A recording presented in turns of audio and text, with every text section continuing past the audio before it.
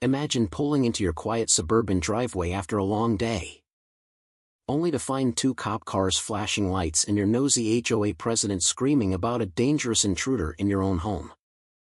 Now picture that intruder turning out to be your grown son, a high-ranking FBI official, who flips the script and exposes her as the real criminal mastermind behind a neighborhood empire of embezzlement and lies. It all started in Willow Creek Estates, a picture-perfect slice of American suburbia in sunny Virginia, where manicured lawns hid a web of absurd rules and simmering resentments. Tom Hargrove, a retired mechanic in his late 60s, had lived there for 2 decades, keeping his head down amid the HOA's endless decrees about fence heights and holiday lights. But lately, whispers had spread. Folks said Tom was letting the place go, that his garage tinkering was a nuisance, and worst of all, that he was harboring shady types. He knew the source, Evelyn Eve Whitaker, the HOA president, a bleach-blonde busybody in her 50s who patrolled the streets like a self-anointed sheriff, clipboard in hand and a smile that never reached her eyes.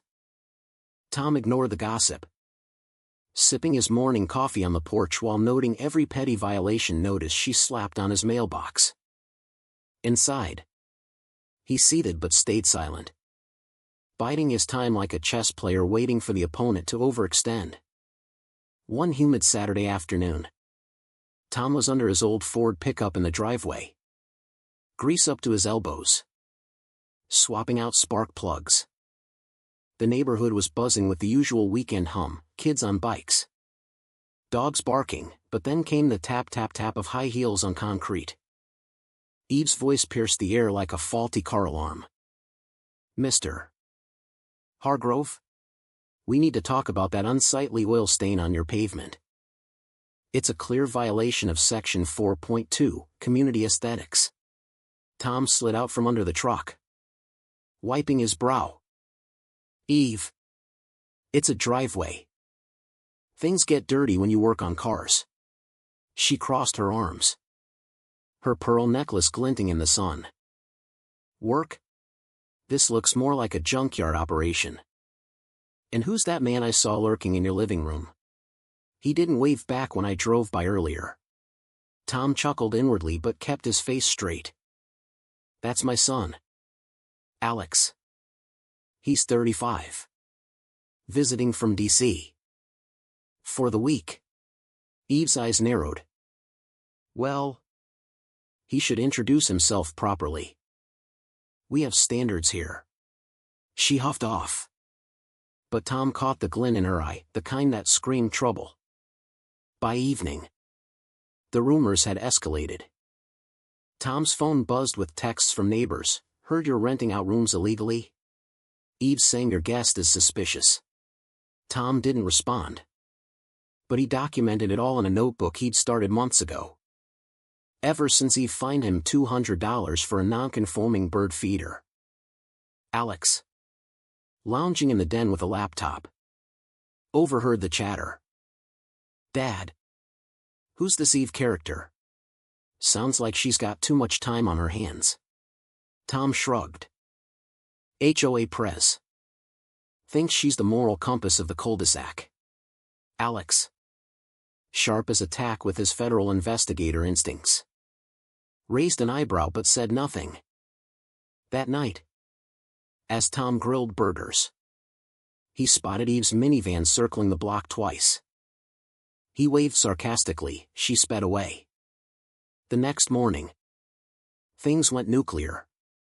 Tom was out back pruning hedges when sirens wailed down the street. 2 police cruisers pulled up, lights swirling. Officers hopped out, hands on holsters. "Sir, we got a call about a possible break-in. Woman says there's an unauthorized person refusing to answer the door." Tom's gut twisted.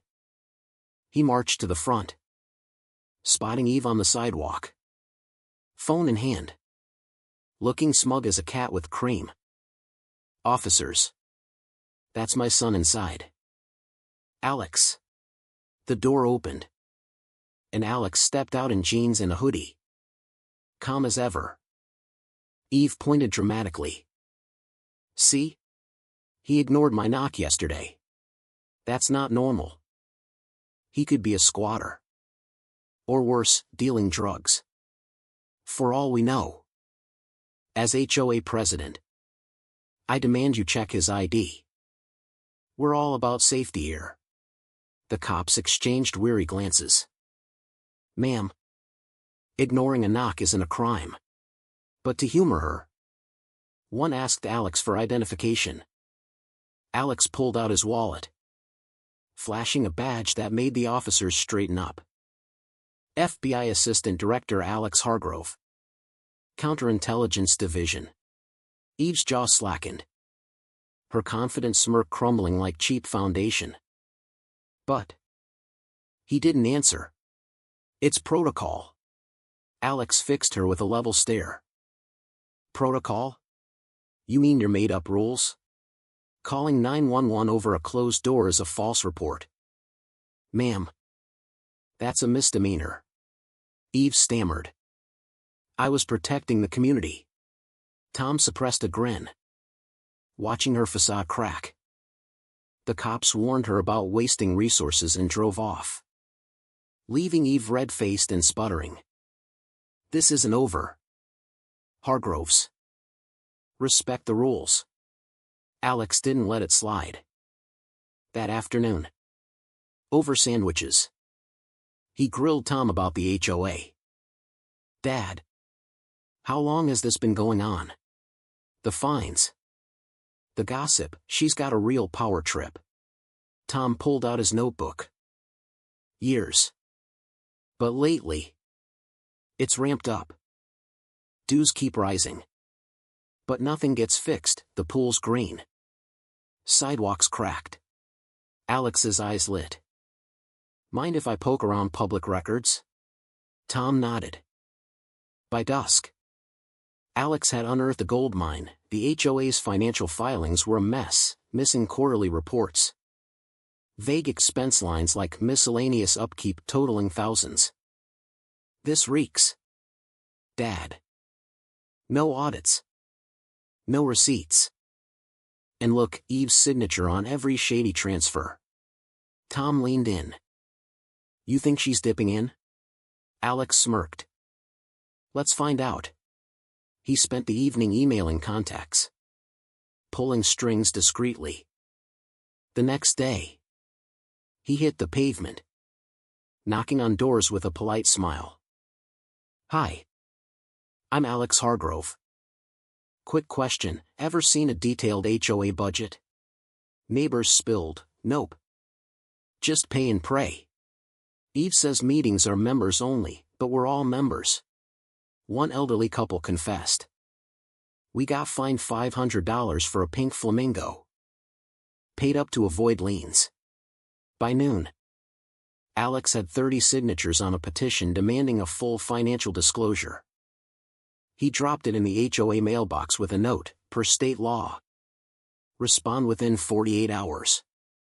Eve's retaliation was swift and ridiculous.